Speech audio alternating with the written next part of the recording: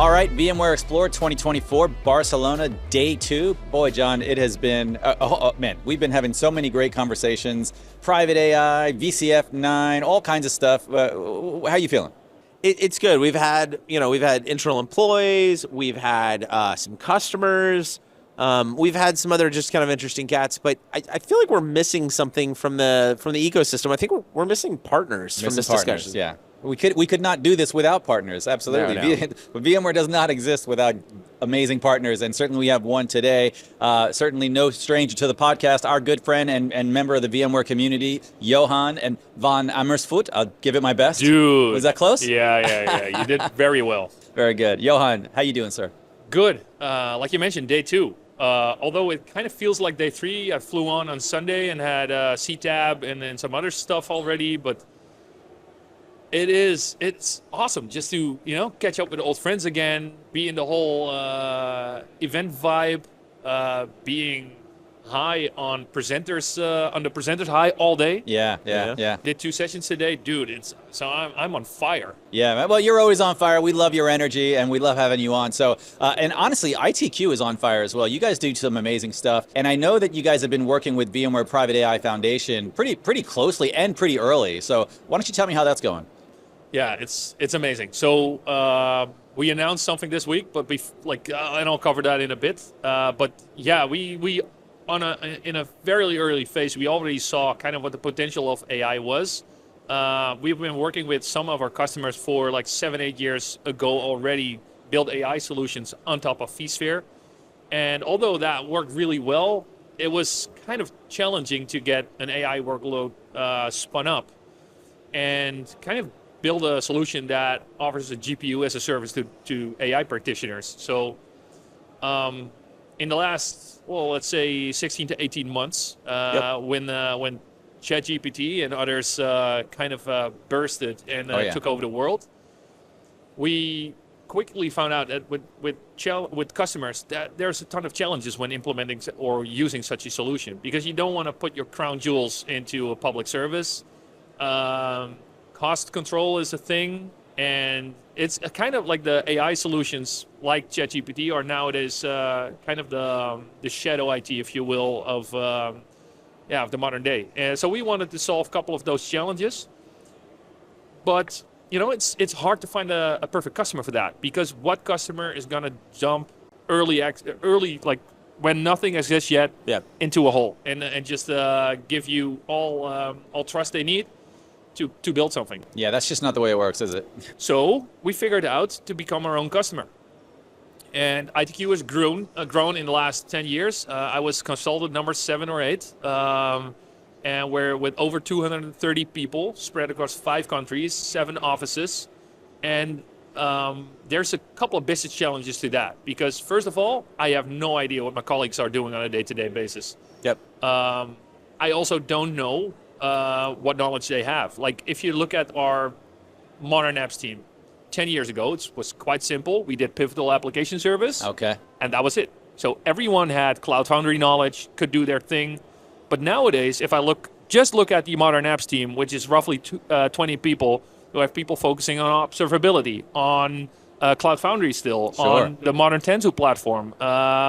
Some do just DevOps and implementation of the philosophy of DevOps. So the knowledge is widely spread. And the last challenge we face is that projects have become more complex.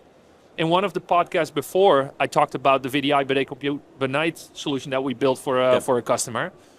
That was roughly 5-6 years ago. But if you look 10 years ago, we just did design deploys, health checks, migrations or upgrades. And I did PSO in a former life and worked for consultancy. And one of the challenges when you have projects that go from one person being able to wrap the whole project, maybe with a tiny bit of assistance, to you need to ad hoc form teams across multiple disciplines to accomplish these more complicated projects.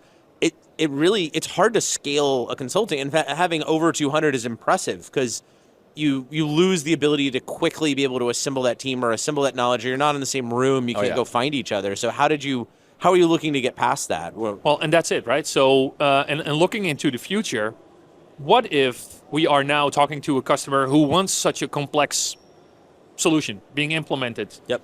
our sales team goes in with a pre-sales or with a consultant, has a conversation, has follow-up conversations, and now all of a sudden they need to come up with a proposal. Yeah, you need a bill of materials, a scope, and dude, and sometimes it takes just 2 weeks to come up with a proposal. So, especially from a sales perspective, you want to shorten that time as much as possible. So, we actually used an early version of Private AI Foundation to solve those business challenges. So, first of all, to aggregate all of the knowledge that we have. But since we're talking about customer-related data, privacy-sensitive data, we needed to have it on-prem in a secure data center, fully compliant to regulations. And I wanted to ensure that our sales team was able to generate like a new proposal within under an hour for the majority of engagements that we do. Oh, that's fun. And one of the reasons why we started this project is also to create a packaged solution for customers out of it. So we wanted to create it to practice.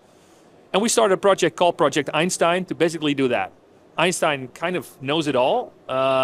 So what we did is basically aggregate all of the information that we have.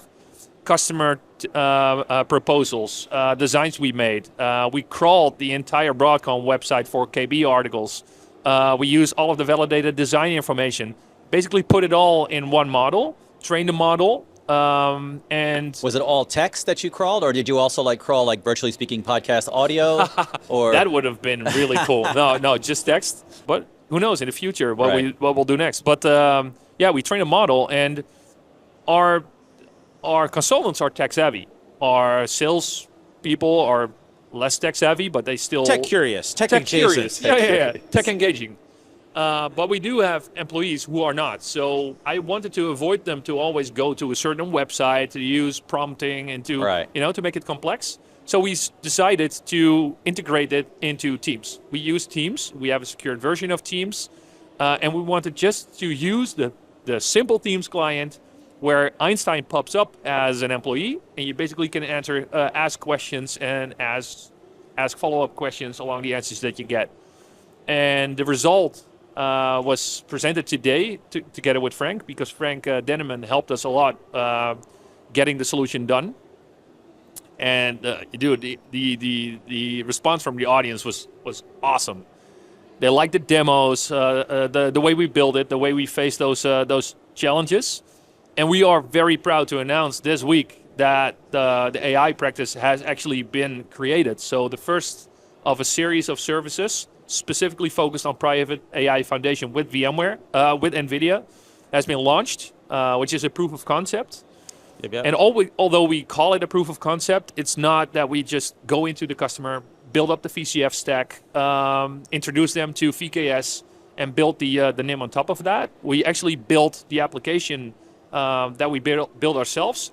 We'll deploy it at the customer as well. We educate them on the platform engineering side of things. We'll educate them on which model to use and why, what the impact to the infrastructure is. Yeah, I would imagine with all the different use cases out there, the models are going to vary greatly. Definitely. Code assist will definitely require something else than natural language processing. And depending on... So one of the things that we did, for instance, for the sake of a demo, is use an Yoda API, the Yoda API from Rapid API, to translate the answer we got back in Yodish. And the reason why we use a different API for that is because you can use a smaller model that has no clue what Yoda is, and use an API instead, which reduces the size of the model that you need, reduces the size of the resources that you need, and make it a lot simpler. Oh, that's fun. And this is an interesting story, because this solves a challenge not everyone may be familiar with, but how do you scale all kinds of consulting organizations, they have all kinds of challenges in scaling of and getting custom proposals and doing all that. And it's interesting you're taking, this IP you've built. And also, anytime you're adding a new service to your catalog as a partner and you're building out a service delivery, you're always learning something on the first time you deploy it for a customer. And I think this is an interesting choice to look intrinsically and say, let's learn it on ourselves first so we can actually come from experience rather than, charge you to figure out what we're doing, which is inherently, the nature of some consulting. But and I want to definitely emphasize that it wasn't just the consulting or the technical people from let's say the VMware side of things that worked on this. We had a huge amount of help from the platform engineering team, Our partner Dell, who supported us on using Power Edge AI service. Nice. To build it up on top of. All of the help that we got from Frank Denneman, but also from Chris Wolf in supporting us. Our partner NVIDIA, obviously, who has a big impact and a big help in this. So getting access to Chris Wolf and to Frank Denneman is not. That's great. It's not scalable for every customer. There's not a Frank Denneman and a Chris Wolf as a service, unfortunately. No. Yeah, absolutely. So that seems like you had the right crew. I'm so. That's exciting that you have all this passion about it, and now you're actually taking what you guys eating your own dog food, if they still say that, and then actually turning it into drinking an your actual own champagne. service. So. Yeah, and this is also part of our strategy going forward, because for us at ITQ 10 years ago it was simple as well. You guys figured out the new trick, like I don't know, a new vSphere version or an appliance instead of a vCenter server service, and we just needed to learn the trick. Implement it like you guys did, and we had a new trick. So we just followed your strategy, fully embrace it, and that was the thing that we did. But now, since it's not just VCF, if we want to be successful at customers, we need to build a solution. We need to generate business outcome instead of doing a technology push. And this is why going forward, I think, bundling powers with companies like Dell, NVIDIA, Broadcom is really helping us being successful to the future. Yeah. So for customers that are interested in learning more about this, where do they go? Go to itq.eu. There's a link going to private AI. One thing to mention as well is that yes, we are focusing if a customer wants to on conversational AI. But the majority of customers that we help with so far in the field of AI do computer vision for real-time object recognition or fraud detection in case of insurance or the finance industry, or do crunching of images. So there's a lot of other use cases than just conversational AI. Yeah, sure. And the proof of concept is suitable to run anything. Wow, that's exciting, man. Johan, thank you so much for joining us on Virtually Speaking. Enjoy the rest of your week here at Explore. Yeah, you guys too. Thanks for having me. Big shout out to the podcast. I'm a big fan. We love you, man. And I'm also kind of like building your fan base at our office. Little shout out to Jeroen, our sysadmin, who's a big fan of you guys. Very nice. Shout out to Jeroen. All right. Yeah, thank you. Thanks, Johan. Cool, thank you.